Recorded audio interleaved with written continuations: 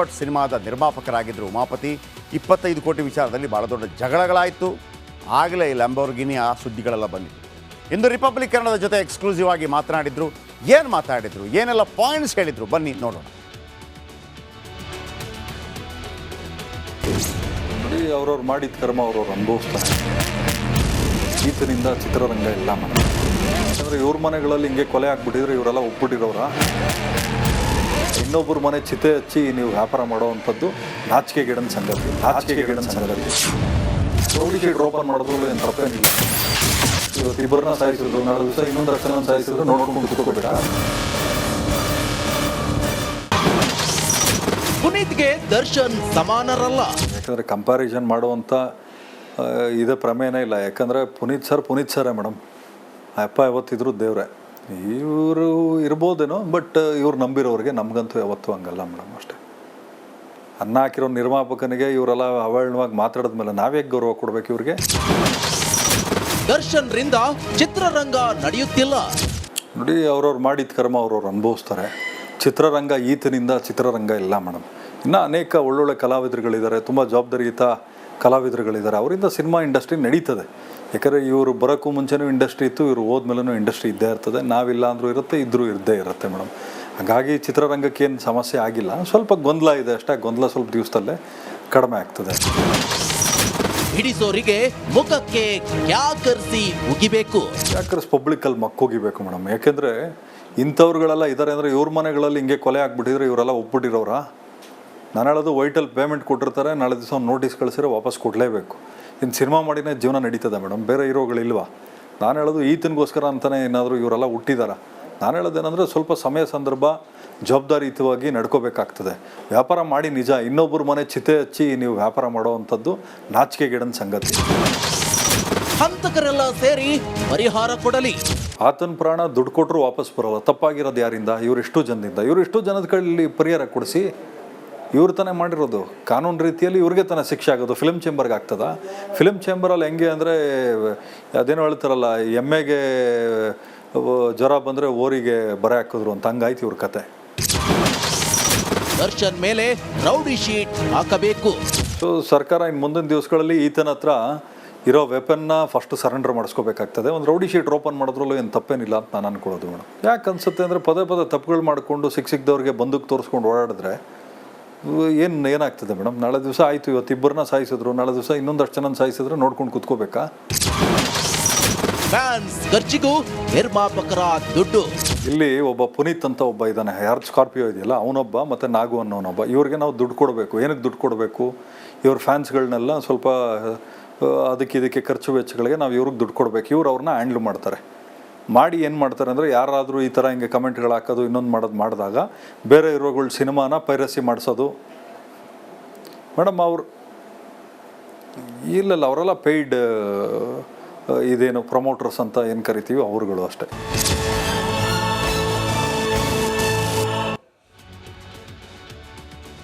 ಇದು ಉಮಾಪತಿಯವರ ಎಕ್ಸ್ಕ್ಲೂಸಿವ್ ಸಂದರ್ಶನವಾಗಿತ್ತು. ನನ್ನ ಕಲೀಗ್ ಸ್ಮಿತಾ ರಂಗನಾಥ್ ಅವರು ನಡೆಸಿದಂಥ ಸಂದರ್ಶನ, ಅದರ ಆಯ್ದ ಭಾಗಗಳನ್ನು ನೀವೀಗ ನೋಡಿದ್ರಿ. ಕೆಲವು ಅತ್ಯುತ್ತಮ ಪಾಯಿಂಟ್ಗಳನ್ನು ಅವರು ಹೇಳಿದ್ದಾರೆ. ಏನು ಇವರಿಬ್ಬರ ನಡುವೆ ಏನಾಗ್ತಾ ಇದೆ? ಉಮಾಪತಿ ಅವರನ್ನು ಕೊಲ್ಲೋದಕ್ಕೆ ದರ್ಶನ್ ಪ್ಲ್ಯಾನ್ ಮಾಡಿದ್ರ? ಇಂಥ ಒಂದು ಸ್ಫೋಟಕ ಮಾಹಿತಿಯನ್ನು ಬೇರೆ ಯಾರು ಹೇಳಿದ್ದಲ್ಲ. ಇವತ್ತಿನ ಇಂಟರ್ವ್ಯೂಲ್ಲೂ ಕೂಡ ಉಮಾಪತಿ ಅವರು ಹೇಳಿದರು. ದರ್ಶನ್ ವಿರುದ್ಧ ಉಮಾಪತಿ ಸ್ಫೋಟಕ ಆರೋಪವನ್ನು ಮಾಡಿದ್ದಾರೆ. ರಾಬರ್ಟ್ ಸಿನಿಮಾ ಬಿಡುಗಡೆ ನಂತರ ಒಂದು ಘಟನೆ ನಡೆಯುತ್ತೆ. ವಿಶೇಷವಾಗಿ ಅದರ ರಿಲೀಸ್ ಸಂದರ್ಭದಲ್ಲೇ ಗಲಾಟೆ ಆಗುತ್ತೆ. ಉತ್ತರ ಪ್ರದೇಶದಲ್ಲಿರ್ತಾರೆ. ಆ ಸಂದರ್ಭದಲ್ಲಿ ಮಾರಾಟ ಆಯಿತು ಅಂತ ಹೇಳಿದಾಗ ಕರೆಸ್ಕೋತಾರಂತೆ. ಯಾವನು ಹೇಳಿದ್ದು ಮಾರಾಟ ಮಾಡೋಕ್ಕೆ? ನಾನಿಲ್ಲದೆ. ಆಮೇಲೆ ಪಿಕ್ಚರನ್ನು ನಿಲ್ಲಿಸ್ತೀನಿ. ಉಮಾಪತಿಗೆ ಎಚ್ಚರಿಕೆ ಕೊಟ್ಟಿತ್ತಂತೆ ದರ್ಶನ್ ಆ್ಯಂಡ್ ಗ್ಯಾಂಗ್. ಅಲ್ಲಿ ಎರಡು ಮಾತನ್ನು ಹೇಳಿದರು. ಪುನೀತ್ ಮತ್ತು ನಾಗರಾಜ್ ಇದ್ದಾರೆ, ಅವರೆಲ್ಲ ಮ್ಯಾನೇಜ್ ಮಾಡ್ತಾರೆ, ನಾವೆಲ್ಲ ದುಡ್ಡು ಕೊಡಬೇಕು ಸಂಘಗಳಿಗೆ ಅಂಥೇಳಿ. ಮೈಸೂರಿನ ಕ್ಲಬ್ಗೆ ಉಮಾಪತಿ ಅವರನ್ನು ಕರೆಸಲಾಗಿತ್ತಂತೆ. ಯಾವಾಗ ಕರೆಸಲಾಗಿತ್ತು ಅಂತಂದರೆ ಪಿಕ್ಚರ್ ರಿಲೀಸ್ ಮಾಡಲ್ಲ ಅನ್ನೋ ರೀತಿಯಲ್ಲಿ ಉಮಾಪತಿ ಮುಂದೆ ದರ್ಶನ್ ಆ್ಯಂಡ್ ಗ್ಯಾಂಗ್ ಕುಳಿತಿತ್ತಂತೆ. ಆಮೇಲೆ ಟೇಬಲ್ ಮೇಲೆ ಗನ್ನಿಟ್ಟು ಬೆದರಿಕೆ ಹಾಕಲಾಯ್ತಂತೆ. ಟೇಬಲ್ ಮೇಲೆ ಗನ್ನಿಟ್ಟಾಗ ಇವರ ಬಳಿಯೂ ಗನ್ನಿರುತ್ತೆ, ನಾನು ತೆಗೀಲ ಅಂತ ಕೇಳಿದ್ರಂತೆ. ಆದರೆ ಗ್ಯಾಂಗು ಯಾವತ್ತು ಅಂದ್ಕೊಂಡಿರಲಿಲ್ಲ, ರಾಬರ್ಟ್ ಇನ್ನೂ ರಿಲೀಸ್ ಆಗಿಲ್ಲ ಆ ಸಂದರ್ಭದಲ್ಲಿ, ಅಂದು ಬದುಕಿ ಬರ್ತೀನಿ ಎಂಬ ನಂಬಿಕೆ ಇರಲಿಲ್ಲ ಅಂಥೇಳಿ ಉಮಾಪತಿ ಗೌಡರು ಹೇಳ್ತಾರೆ. ದರ್ಶನ್ ಗ್ಯಾಂಗ್ ಬಗ್ಗೆ ಉಮಾಪತಿ ಮತ್ತೆ ಮತ್ತೆ ಸ್ಫೋಟಕ್ಕೆ ಹೇಳ್ತಾರೆ. ಮಹಾ ಕುಡುಕ ದರ್ಶನ್ ಅಂಥೇಳಿ ಉಮಾಪತಿ ಅವರು ಹೇಳ್ತಾರೆ. ಹುಬ್ಬಳ್ಳಿಯಲ್ಲಿ ರಾಬರ್ಟ್ ರಿಲೀಸ್ ಈವೆಂಟ್ ಇತ್ತು. ಹುಬ್ಬಳ್ಳಿಯಲ್ಲಿ ಹೈದರಾಬಾದ್ ಮೂಲದ ಕಂಪನಿ ಜೊತೆ ಒಪ್ಪಂದ ಆಗತ್ತೆ, ಅಲ್ಲೊಂದು ಪಾರ್ಟಿ ಆಗತ್ತೆ. ಆ ಇವೆಂಟ್ನಲ್ಲಿ ಕುಡಿದ ಬಿಲ್ 9 ಲಕ್ಷ. 9 ಲಕ್ಷ ಬಿಲ್ ಹುಬ್ಬಳ್ಳಿಯಲ್ಲಿ. ದುಬೈನಲ್ಲ, ಹುಬ್ಬಳ್ಳಿಯಲ್ಲಿ ಸಿಂಟೆಕ್ಸಲ್ಲಿ ಕುಡಿದ್ರೂ ಕೂಡ 4 ಲಕ್ಷ ಆಗಲಿಕ್ಕಿಲ್ಲ. 9 ಲಕ್ಷ. ಆದರೂ ನನಗೆ ಎಣ್ಣೆ ಕಡಿಮೆ ಆಯಿತು ಅಂಥೇಳಿ ದರ್ಶನ್ ಗಲಾಟೆ ಮಾಡಿದ್ರು. ಅಂದು ಗಲಾಟೆ ಮಾಡಿತ್ತಂತೆ ದರ್ಶನ್ ಆ್ಯಂಡ್ ಗ್ಯಾಂಗ್. ಎಲ್ಲಿ ಕುಡಿದಿರ್ತಾರೆ ಅಲ್ಲಿ ಗಲಾಟೆಗಳಾಗ್ತಾ ಇರುತ್ತೆ, ನೀವು ನೋಡಿದ್ದೀರಿ.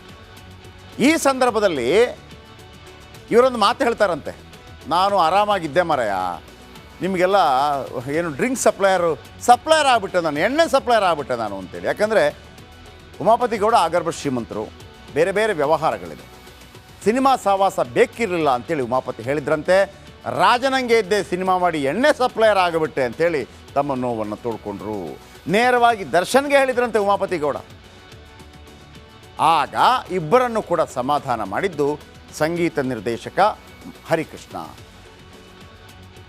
ಆಮೇಲೆ ಪುನೀತ್ ಬಗ್ಗೆ ಮಾತಾಡ್ತಾರೆ. ಯಾಕಂದರೆ ಪುನೀತ್ ಮತ್ತು ದರ್ಶನ್ ಕಂಪ್ಯಾರಿಸನ್. ಕೆಲವರು ಹೇಳ್ತಾರೆ ಪುನೀತ್ ಅವರು ರಾಜ್ಕುಮಾರ ಪಿಕ್ಚರ್ ಮಾಡಿದಾಗ ಇವರು ಯಜಮಾನ ಪಿಕ್ಚರ್ ಮಾಡಿದ್ರು, ಅದೇ ಥರದ ಪಿಕ್ಚರ್ ಮಾಡ್ತಾರೆ, ಹೀಗೆಲ್ಲ ಇತ್ತು.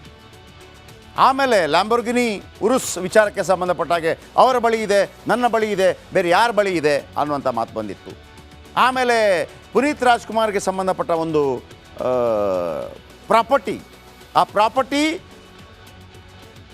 ಉಮಾಪತಿಯವರ ಬಳಿ ಇತ್ತು, ಅದು ನನಗೆ ಬೇಕು ಅಂತ ಹೇಳಿ ದರ್ಶನ್ ಕೇಳಿದ್ರಂತೆ. ಆದರೆ ಉಮಾಪತಿ ಅದನ್ನು ಕೊಡಲಿಲ್ಲವಂತೆ, ಅದರ ಬಾಡಿಗೆ ನಿಮ್ಗೆ ಕೊಡ್ತೀನಿ ಅಂತ ಹೇಳಿದ್ರಂತೆ.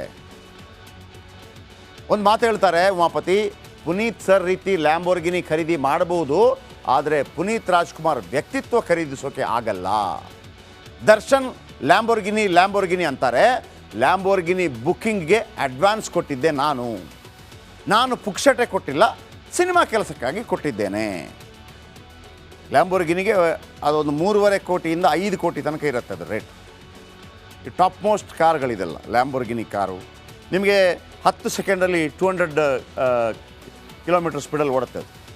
ಲ್ಯಾಂಬೋರ್ಗಿನಿ, ರೋಲ್ಸ್ ರಾಯ್ ಇದೆಲ್ಲ ಭಾಳ ರಿಚ್ ಕಾರ್ಗಳು, 10 ಕೋಟಿ 15 ಕೋಟಿ, ಬೆಂಟ್ಲೆ, ಈ ರೀತಿ ಕಾರ್ಗಳಿರುತ್ತೆ. ಆಮೇಲೆ ಹೇಳ್ತಾರೆ ಕೊಬ್ಬಿದ ಹೋರಿ ತುಂಬ ದಿನ ಉಳಿಯಲ್ಲ, ಪ್ರತ್ಯಕ್ಷ ಪರೋಕ್ಷವಾಗಿ ಇಬ್ಬರ ಸಾವಿಗೆ ಕಾರಣರಾಗಿದ್ದಾರೆ. ದೀಪ ಜೋರಾಗಿ ಉರಿಯುತ್ತೆ ಅಂದರೆ ಅದು ಆರತ್ತೆ, ಯಾರೇ ಇರಲಿ ಗ್ರಹಚಾರ ಕೆಟ್ಟರೆ ಮೂಲೆಯಲ್ಲಿ ಕೂರಬೇಕು ಅಂಥೇಳಿ ತಮ್ಮ ಮನದ ಎಲ್ಲ ಕೋಪವನ್ನು ಹೊರ ಹಾಕ್ತಾರೆ ನಮ್ಮ ಇಂಟರ್ವ್ಯೂನಲ್ಲಿ ಉಮಾಪತಿ. ಮತ್ತೊಂದು ಕಡೆ